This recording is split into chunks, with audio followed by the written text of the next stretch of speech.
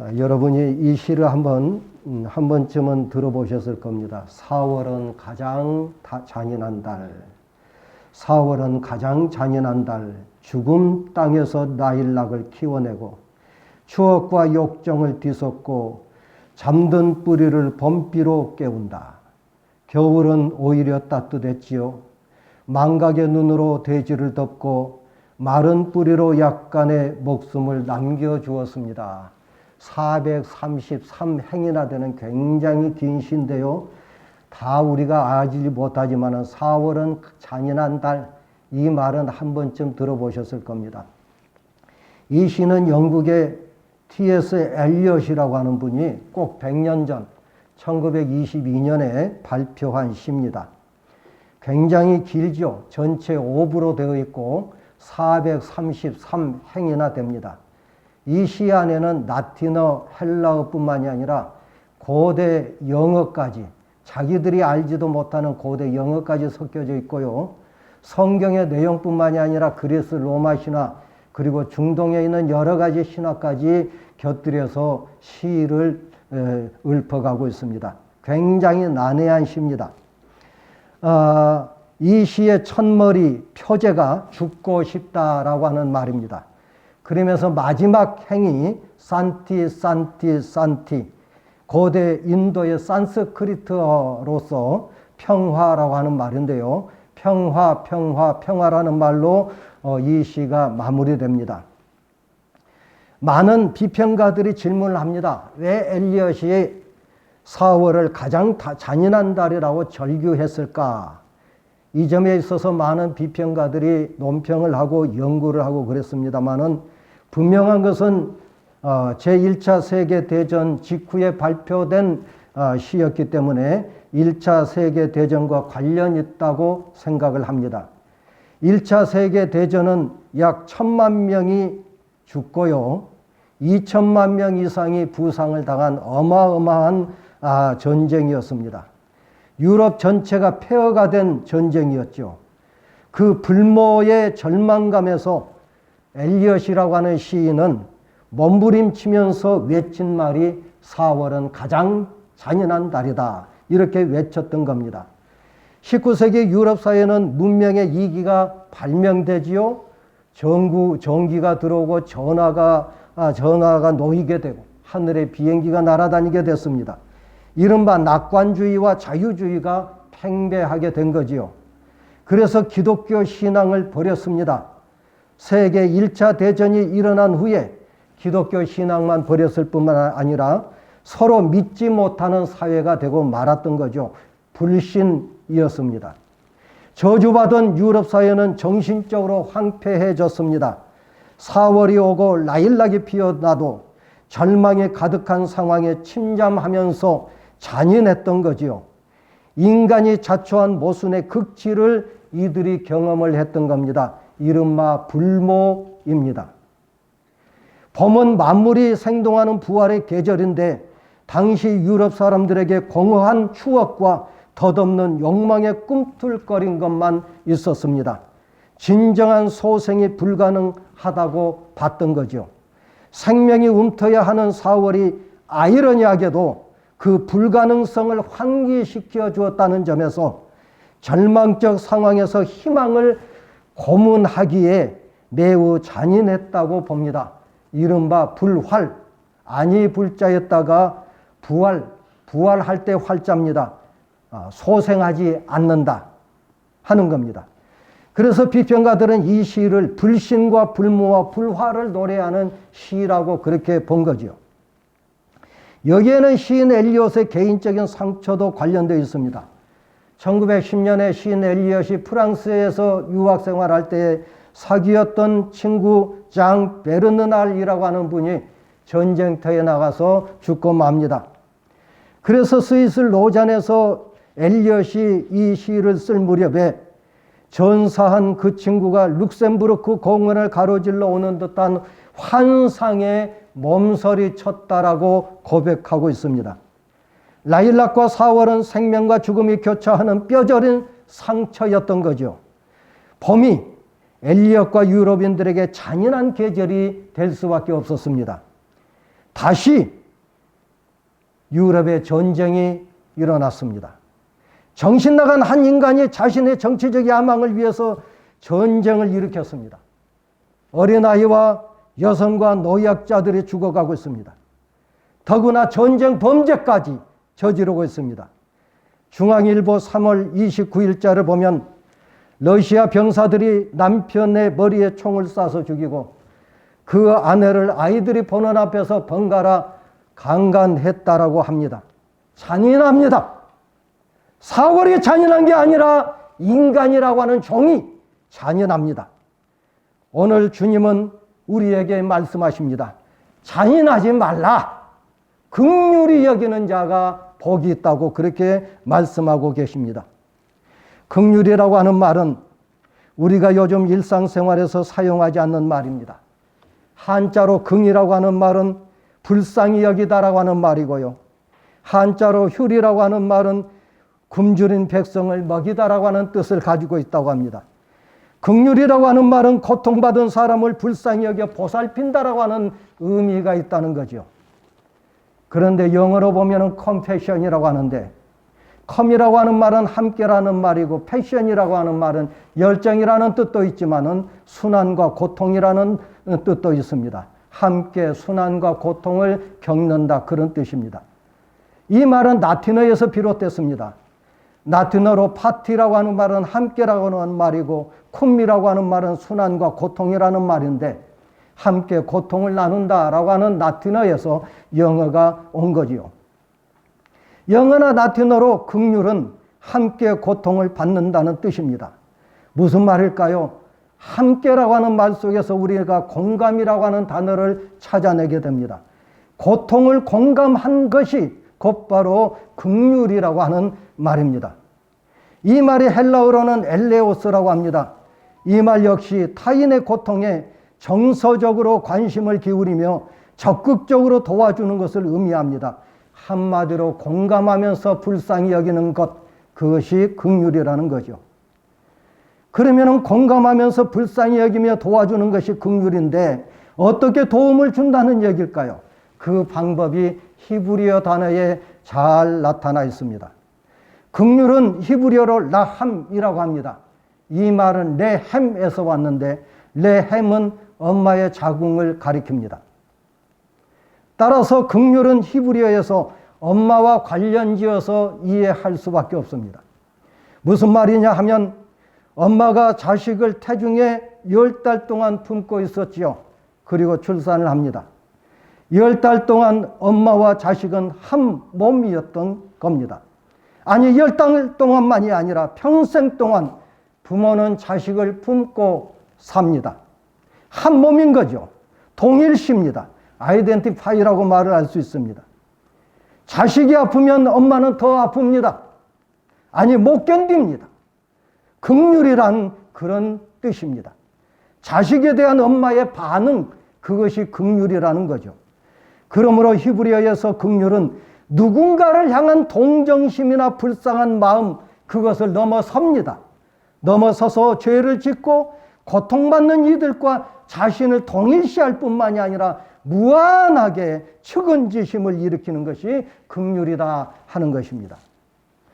여러분이 아브라함 시대, 그러니까 주전 18세기에 고대 바벨론의 함무라비 대왕이라고 하는 말을 한 번쯤 들어보셨을 겁니다. 우리 아마도 중고등학교 교과서에 함무라비 법전이라고 하는 말이 나와서 익히 아실 거라고 봅니다. 그 법전에 보면은 도망쳐 나온 노예를 숨겨주는 자는 반드시 처형하도록 그렇게 되어 있습니다. 이것이 당시 국제적으로, 지금부터 3800년 전에 국제적으로 통용되어 있었다는 거죠. 한 나라는 다른 나라에서 도망쳐 나온 노예를 해당 나라에 송환해 주어야 될 의무가 있었습니다. 필사적으로 국경을 넘어 탈출한다고 해도 노예는 노예라는 겁니다. 노예는 인권은 없고 물건 그 자체가 노예입니다. 고대 사회에서 당연한 일이지만 탈출한 노예를 숨겨주기만 해도 사형에 처한다니 너무나 인간이 잔인하다라고 하는 생각을 합니다. 이런 시대에 쓰여진 성경은 이렇게 말합니다. 종이 그의 주인을 피하여 내게로 도망하거든 너는 그의 주인에게 돌려주지 말고 그가 내 성읍 중에서 원하는 곳을 택한 대로 너와 함께 내 가운데 거주하게 하고 그를 압제하지 말지니라. 신명기 23장 15절 16절에 나와 있는 말씀입니다. 여기서 종은 노예 에베드, 히브리어로 에베드라고 하는데 노예를 가리킵니다. 그의 시대의 노예는 두 종류가 있었습니다. 히브리인 출신의 노예와 이방인 출신의 노예가 있었습니다. 히브리인 노예는 채무로 인한 노예였던 겁니다.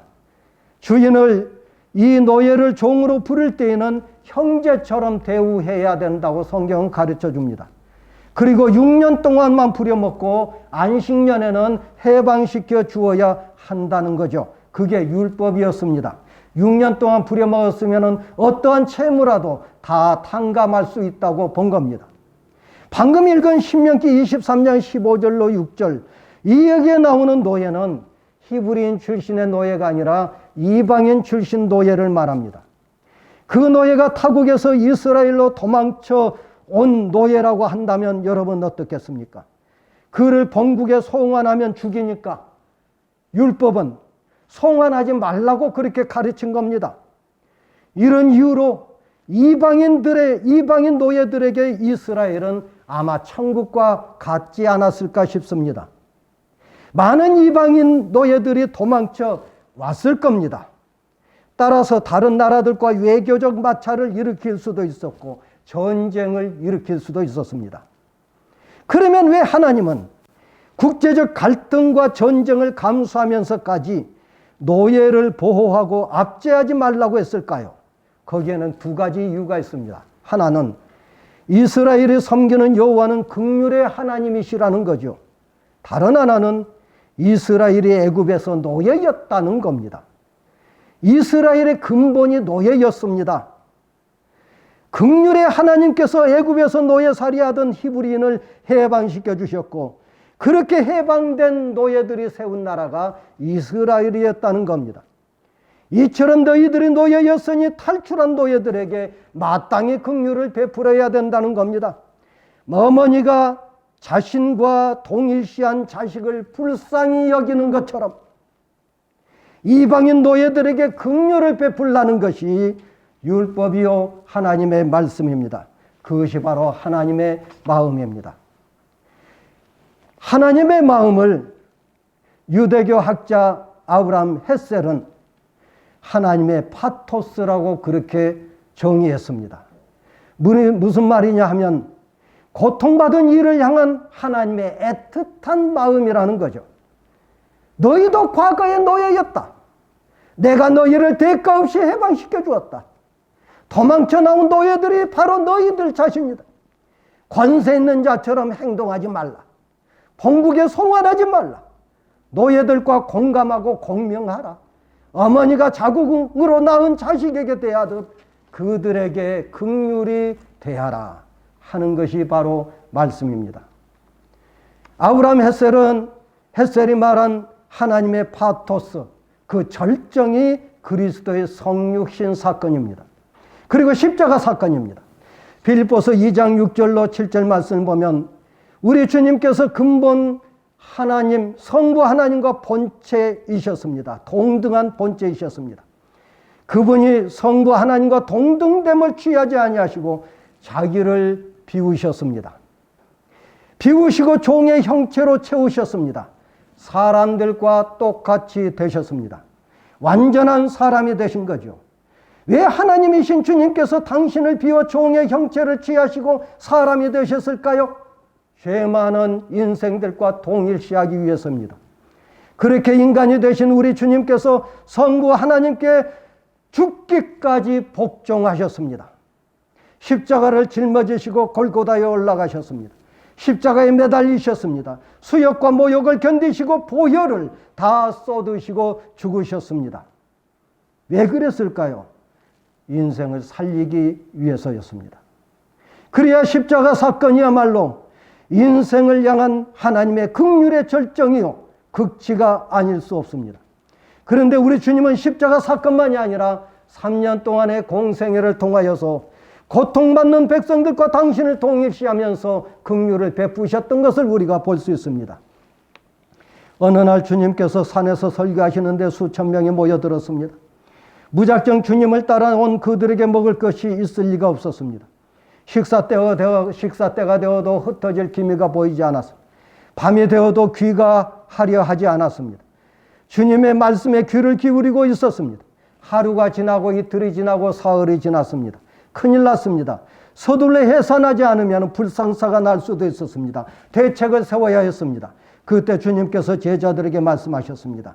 내가 무리를 불쌍히 여기노라. 그들이 나와 함께 있은지 사흘임에 먹을 것이 없도다. 길에 가다 기진할까 하여 굶겨 보내지 못하겠노라. 황당합니다. 광야에서 수천 명에게 먹을 것을 주어야 한다는 발상 자체가 황당하게 그지없습니다. 하지만 굶주린 자식을 위한다면 엄마는 무슨 짓이라도 합니다. 주님은 굶주린 무리를 긍휼히 여기셨다는 거죠. 그들과 공감하며 공명하셨습니다. 그것이 중요합니다. 굶주린 이들을 긍휼히 여기신 주님은 창조주 능력을 발휘하여서 7병이어로 4,000명을 먹이시고 5병이어로 5,000명을 먹이셨습니다. 한마디로 주님의 긍휼이 무에서 유를 창조하는 동인이 된 것입니다. 예수님 당신은 이스라엘이 나라를 이룬 지 500년이 훨씬 지난 때였습니다. 그동안 바벨론, 페르시아, 헬라 그리고 로마에 이르기까지 강대국의 식민지 아래서 촉은 목피하고 있었습니다. 백성들은 로마의 압제와 그리고 헤롯의 착취로 인하여서 고달픈 삶을 살고 있었습니다. 목자 없는 양같이 방황하고 있었습니다. 우리 주님께서 그들을 긍휼히 여기셨습니다. 도시와 마을을 두루 다니시면서 천국 복음을 전하시고 모든 병자의 병을 고쳐주셨습니다. 무리를 보시고 불쌍히 여기시니 이는 그들이 목자 없는 양과 같이 고생하며 기진함이라. 이때 천국 복음을 전하시고 모든 질병을 고쳐주신 동의는 우리 주님의 긍휼하심이었습니다. 자식의 아픔을 공감하고 공명하며 불쌍히 여기는 어머니의 마음, 그 긍휼이 복음을 전하고 질병을 고쳐주는 동인이 되었던 것입니다. 어느 날 우리 주님이 제자들과 함께 길을 가고 계셨습니다. 많은 무리가 따랐습니다.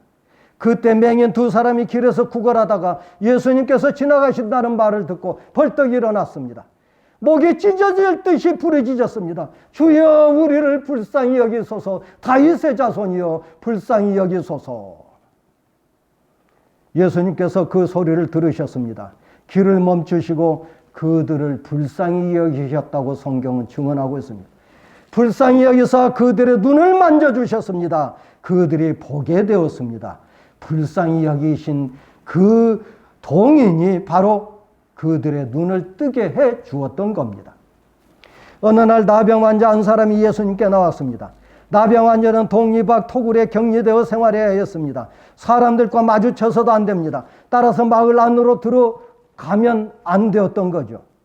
하지만 사람들을 피해 다녀야만 했던 나병 환자가 염치불구하고 군중 틈을 비집고 주님 앞에 나왔습니다. 예수님 앞에 엎드렸습니다. 주여 불쌍히 여겨달라고 간청하자 우리 주님께서 그를 불쌍히 여겨서 손을 내미셨습니다. 내가 원하노니 깨끗함을 받아라. 그 사람의 나병이 깨끗하게 나았습니다. 우리 주님의 긍휼이 나병을 고쳐주신 동인이 되었던 겁니다. 우리 주님께서 베다니에 살고 있던 마르다와 마리아 형제 나사로가 죽었다는 전가를 받으셨습니다. 왜 그러셨는지 알 수 없지만 주님께서 다른 일을 보시다가 나흘이 지난 후에 찾아가셨습니다. 마르다와 마리아가 원망을 합니다. 주님께서 여기 계셨더라면 내 오라버니가 죽지 아니하였겠나이다. 그를 어디 두었느냐 물으신 후에 우리 주님께서 소리 없이 눈물을 흘리셨습니다. 마리아와 마르다를 긍휼히 여기셨던 겁니다. 그리고 죽은 지 나흘이 되어 냄새가 나는 나사로를 향하여 명령하십니다. 나사로야 나오라. 죽은 나사로가 벌떡 일어나 걸어 나왔습니다.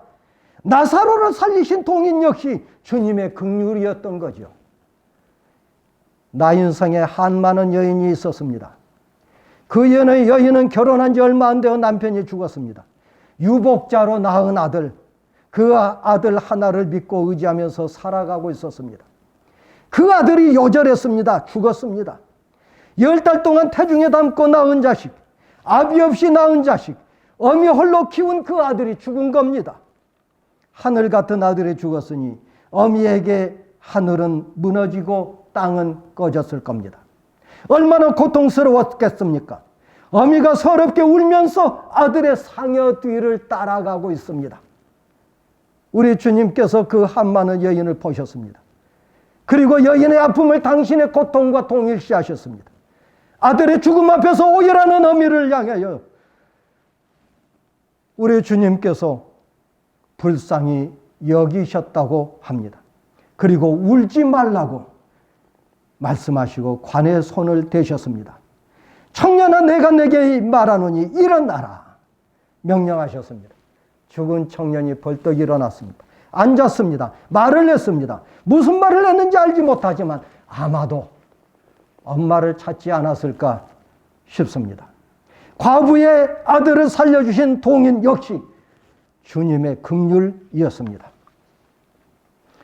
주보에 여러 번 실어놨습니다마는 헬린 아우엔이라고 하는 분이 있습니다. 많은 목회자들에게 영감을 주는 책을 엄청 많이 써서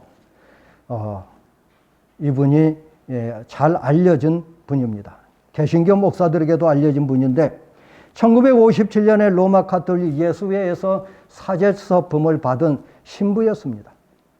네덜란드 네이메겐 가톨릭 대학교에서 6년간 심리학을 공부하고 미국에서 신학과 심리학을 연구하고요. 예일대학교와 하버드대학교에서 목회 상담학 교수직을 하고 계셨습니다. 그분은 교수로, 작가로, 목회 상담가로, 영적 지도자로 존경을 받으면서 명성을 떨치던 50대 어느 날 하버드대학교 교수직을 집어던지고 캐나다 토론토에 있던 장애인 시설로 호련히 떠났습니다. 사람들은 그의 행동을 이해할 수 없었습니다.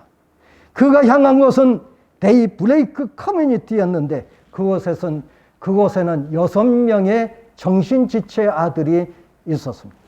그 6명을 위해서 나우엔이 하버드대학교 교수직을 버린 겁니다. 그가 돌본 장애아는 아담 아르네치라고 하는 분입니다. 아담은 다른 사람의 도움 없이는 움직이지 못했고 번번이 발작을 일으킨 중증 환자였습니다. 나우엔은 아담을 돌보는 일이 두려웠지만은 공동체에서 가장 연약한 장애인을 자신에게 맡겨준 일에 대해 영광으로 생각했습니다. 그리고 그는 자기 일기에 이렇게 기록했습니다. 이상하다. 이것이 희생이고 이것은 지금까지의 삶을 뒤덮은 나의 새로운 삶이었음에도 불구하고 웬일인가? 이상한 마음에 평안이, 놀라운 평안이요. 자유여, 자유여. 이런 글을 일기에 남겨놓았습니다. 그리고 친구에게 놀랍고도 충격적인 고백을 했습니다. 나는 이 사람들을 돕기 위해서 여기 왔다고 생각한다. 그런데 나는 이 공동체에 와서 처음으로 고향을 찾은 것 같은 감정을 느낀다. 탕자였던 내가 오히려 집으로 돌아온 것을 느낀다. 그리고 나는 이 사람들을 돕고 이 사람들을 치료하기 위하여 온 것만은 아니다. 우리 공동체 6명 중에 아담이라는 청년이었는데 그는 정신지체하였지만 깨끗하고 투명한 영혼을 가졌다. 그의 영혼은 부딪히면서, 그 영혼과 부딪히면서 그가 나를 치료했다. 나에게 붙어있는 찌꺼기, 거짓된 위선, 가면 이런 것들이 찢겨나가도록 내가 섬기고 있던 아담이 내 영혼을 치료해 주었다. 이렇게 친구에게 편지를 써서 보냈다고 합니다. 놀라운 발견입니다. 정신지체 아들도 시간이 걸리지만 예수님을 영접할 수 있었고 그리스도의 사랑에 반응하기 시작했다는 거죠. 나우엔이 세상을 떠나기 직전에 이렇게 말했습니다. 나는 내 사랑하는 이웃을 통해서 우리 주님 그리스도를 새롭게 경험했다. 나는 참으로 행복하다. 나는 참으로 행복하다. 이런 글을 남겼다고 합니다. 사람들은 작은 자를 섬기는 일을 베푸는 일이라고 말을 하고 희생한 거라고 생각합니다. 그러나 나우에는 자신이 섬긴 것은 행복이었고 누림이었다고 말합니다. 나우에는 그렇게 긍휼을 실천하다가 공동체에서 1996년 9월 64세의 일기로 하나님 품에 안겼습니다.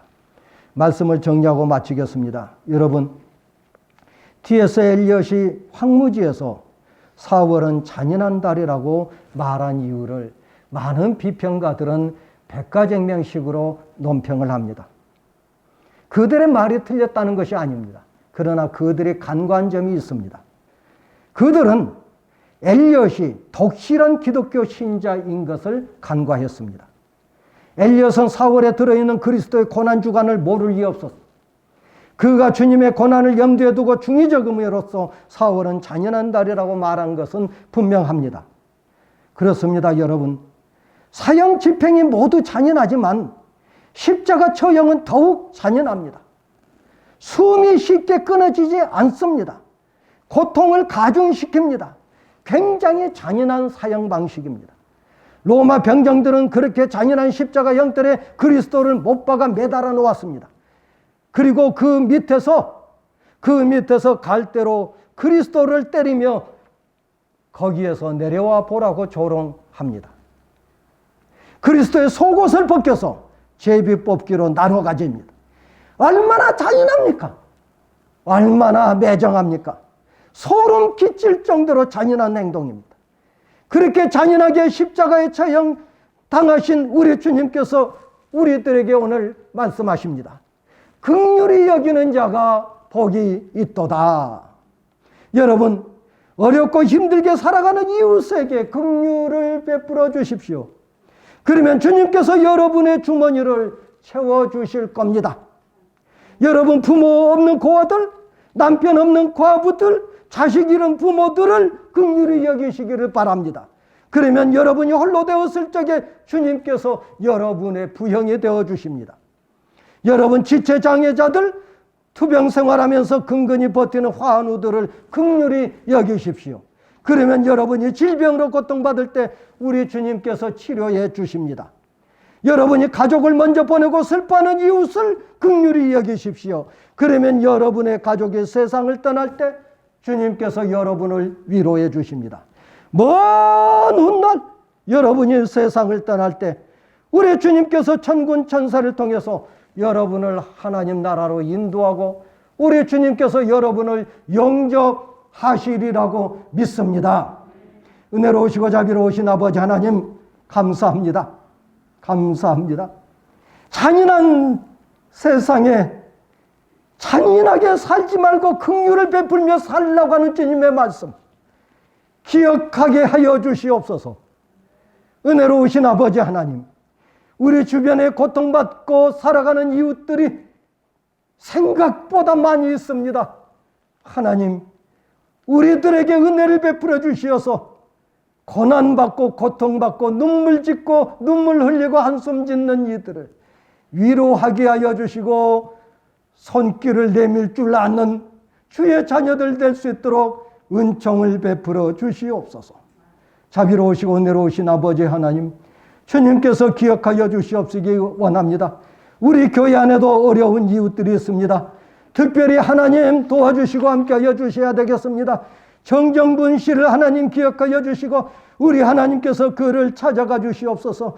이 시간 만져주시고 회복시켜 주시고 고쳐 주시옵소서. 우리 주 아버지 하나님께서 소생시켜 주시옵시기를 원합니다. 한옥숙 성도를 기억하여 주시옵소서. 자비로우신 은혜로우신 자비로우시고 은혜로우신 아버지 하나님, 주의 재단을 찾아서 갈급해하면서 말씀을 경청하고 주님 앞에 부르짖어 간구하는 한옥숙 성도에게 주님께서 큰 은혜를 베풀어 주셔서 복된 삶을 살게 부족함이 없도록 은혜와 복을 허락하여 허락하여 주시옵소서. 성령께서 갇혀여 주시사 육신의 건강도 허락하여 주시고 영혼도 더욱더 강건해지는 귀한 역사를 허락하여 주시옵소서. 자비로우시고 은혜로우신 아버지 하나님, 우리 오경자 권사님을 기억하여 주시옵소서. 자비로우신 아버지 하나님께서 이 시간 찾아가 주시옵소서. 위로하여 주시옵소서. 회복시켜 주시옵소서. 주님께서 붙잡아 주시옵소서. 자비로우신 아버지 하나님, 우리 김순재 장로님도 하나님께서 은혜를 베풀어 주시옵시기 원합니다. 성령께서 주관하여 주시고 역사하여 주시옵소서. 코로나로 인해서 격리되어 있는